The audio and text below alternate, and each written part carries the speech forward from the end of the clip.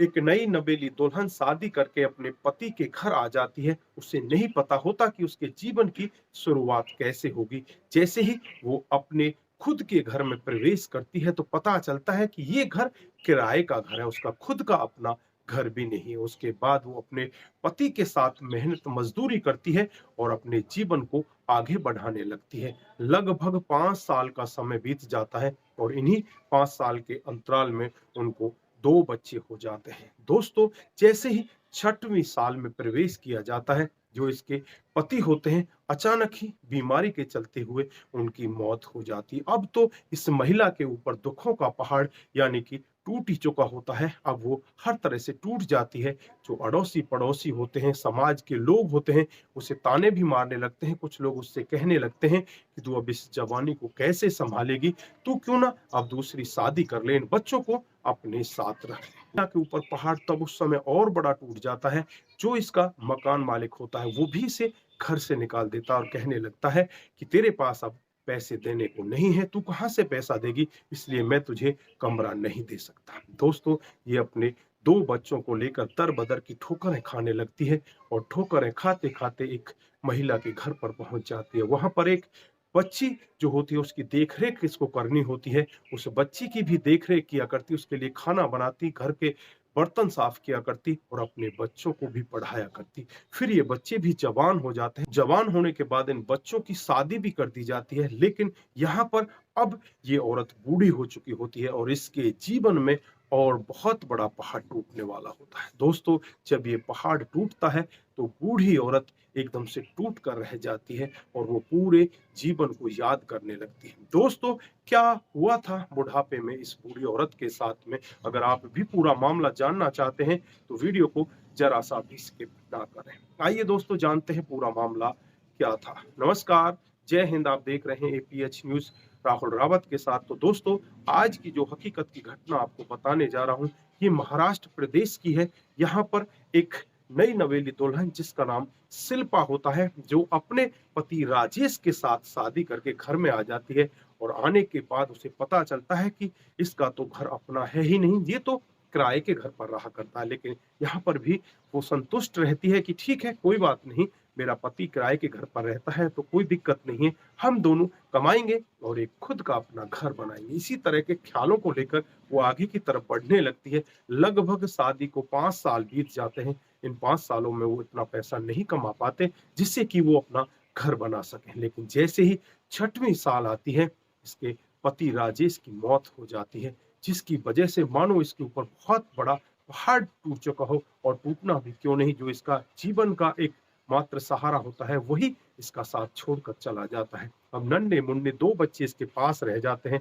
अड़ोसी-पड़ोसी गलत निगाहों से इसकी तरफ देखने लगते हैं और जो इसके यार रिश्तेदार होते हैं, वो भी यही कहने लगते हैं कि तू इस जवानी को कैसे सँभाल पाएगी? तू अपने बच्चों को अपने साथ ले जा और किसी से जाकर शादी कर ले। लेकिन यहाँ पर ये महिला किसी की जरा सी भी नहीं सुनती और अपने बच्चों के प्रति इतना विशेष ध्यान करती है, वहाँ से चल देती है और रास्ते में जाकर एक महिला के घर पर रुकती है और उस महिला से कहने लगती है कि मुझे 2 वक्त की रोटी चाहिए, मेरे बच्चों का पेट पल जाए, बस मुझे इतना ही चाहिए। मुझे जो आप काम कहोगे, मैं वो काम करूँगी। वो महिला नौकरी पेशे वाली होती है।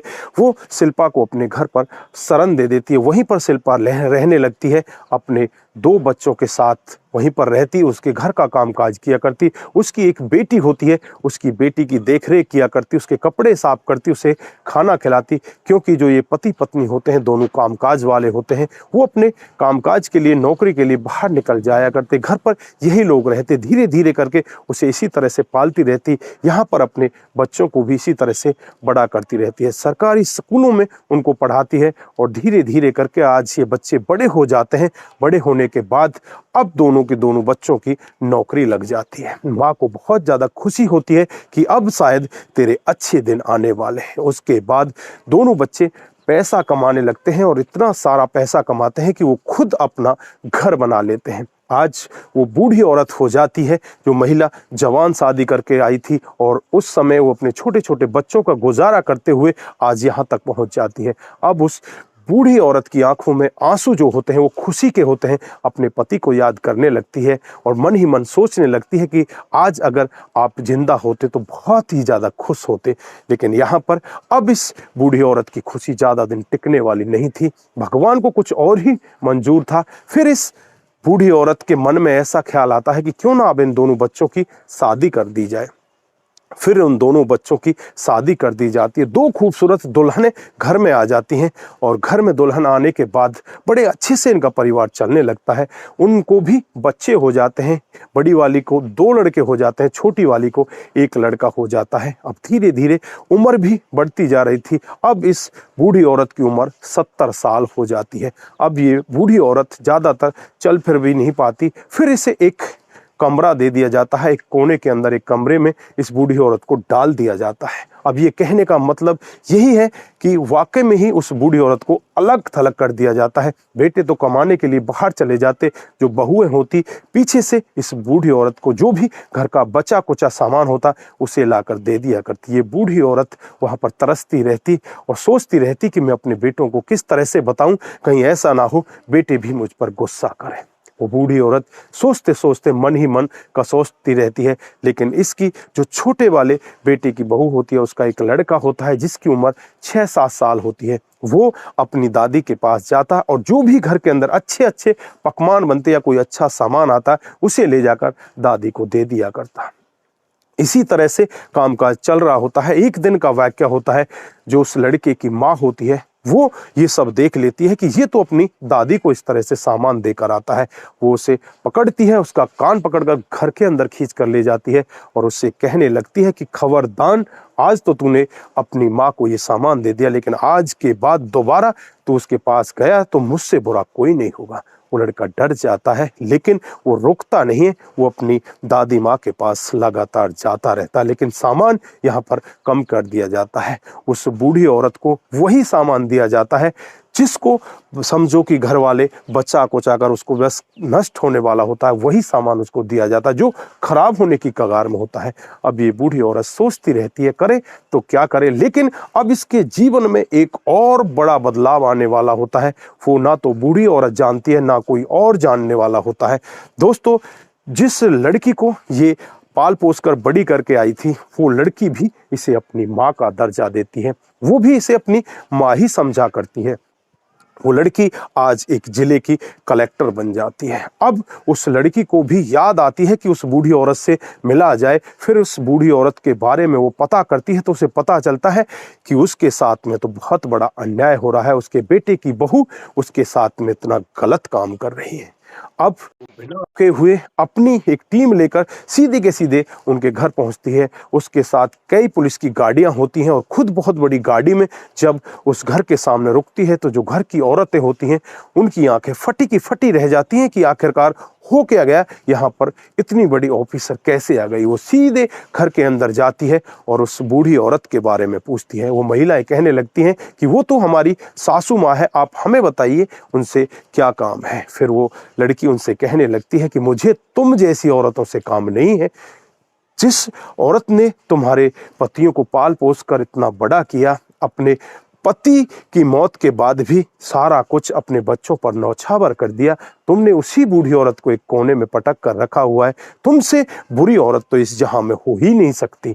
उसके बाद उस बूढ़ी औरत के पास पहुंच जाती है और उससे कहने लगती है कि माँ जी, क्या तुमने मुझे पहचाना। वहां पर माँ उसे देखकर रोने लगती है, कहने लगती है कि भला अपनी बेटी को माँ कैसे भूल सकती है। अब माँ की आंखों में भी आंसू झलकने लगते हैं, बेटी की आंखों में भी आंसू झलकने लगते हैं। दोनों एक दूसरे से लिपट कर रोने लगते हैं। एक कलेक्टर जो एक जिले की मुखिया होती है, वो एक बूढ़ी औरत के पास आकर उसे देखकर रोने लगती है और उसे गले लगाकर कहने लगती है कि माँ, अब तेरे दुख दूर हो चुके हैं, अब तुझे दुखी होने की कोई जरूरत नहीं है, अब तू मेरे साथ ही चलेगी। उसके बाद माँ को अपनी गाड़ी में बिठाती है और अपने घर पर वो लड़की लेकर उसे चली जाती है। वहां पर माँ की अच्छे से देखभाल करती है और माँ के साथ ही वहां पर रहने लगती है। दोस्तों, यहाँ पर उन बेटों को और उन बहुओं को भी पीछे पछतावा होने लगता है कि हमने इस माँ के साथ में बहुत गलत किया। जब बेटों को पता चलता है कि वो बेटी अपनी माँ को लेकर यहाँ से चली गई है, तो बेटे भी खून के आंसू रोने लगते हैं और कहने लगते हैं कि हमारी जो औरत है बहुत बड़ी कुलच्छनी है, इन्होंने हमारी माँ के साथ गलत किया है। लेकिन बेटों ने भी कभी ये तक पूछने की कोशिश नहीं की कि हमारी बूढ़ी माँ एक कमरे के अंदर क्यों पड़ी रहती है, इसको कोई कमी है या ये यहाँ पर किस तरह से रहती है। अगर बेटे पूछने की कोशिश करते तो माँ के साथ में ऐसा अन्याय नहीं होता।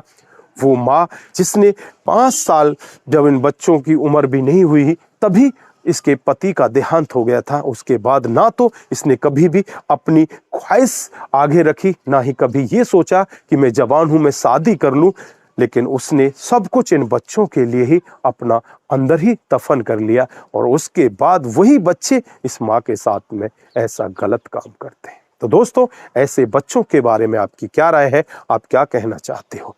दोस्तों, आपकी जो भी राय है एक बार कमेंट बॉक्स में जरूर दीजिएगा। दोस्तों, इस घटनाक्रम को ज़्यादा से ज़्यादा लोगों के साथ शेयर करने की ज़रूरत है, क्योंकि बहुत सारे ऐसे बेटे हैं जो अपनी पत्नियों के चक्कर में आ जाते हैं और अपने माता पिता को भूल जाया करते हैं। दोस्तों, कभी भी माता पिता को नहीं भूलना चाहिए। माता पिता अपने पेट की रोटी काट कर भी तुम्हें खिलाते हैं और तुम्हारे छत पर आसरा देते हैं, और तुम उन्हीं माता पिता को भूलकर इन पत्नियों के चक्कर में पड़ जाते हो। तुम्हें मालूम नहीं कि उन माता पिता के दिल पर क्या बीत रही होगी। दोस्तों, कभी भी ऐसा नहीं करना चाहिए, क्योंकि जो आज तुम कर रहे हो वही कल तुम्हारे बच्चे भी करेंगे।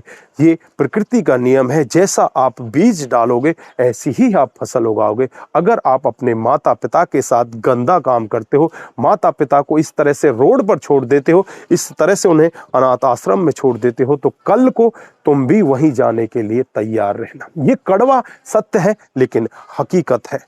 दोस्तों, अपने माता पिता का विशेष ध्यान रखें, क्योंकि माता पिता जिसके सुखी हैं उस घर में ही भगवान वास करते हैं। वीडियो को बनाने का उद्देश्य सिर्फ यही है कि अपने माता पिता की सेवा जरूर करें। अगर आप अपने बच्चों से अपनी सेवा चाहते हैं तो पहले अपने माता पिता की सेवा करें और अनाथ आश्रम में उन्हें कभी भी ना जाने दें। अगर भूल से किसी ने अपने माता पिता को अनाथ आश्रम में भी भेज दिया है तो कृपया करके उन्हें वापस अपने घर ले आइए। मैं अपने आप को धन्य समझूंगा अगर एक बंदा भी मेरे वीडियो से समझदार होकर वापस अपने माता पिता को घर ले आता है। तो दोस्तों, आप सभी का बहुत बहुत धन्यवाद। आप सभी इसी तरह से हमारे साथ जुड़े रहें।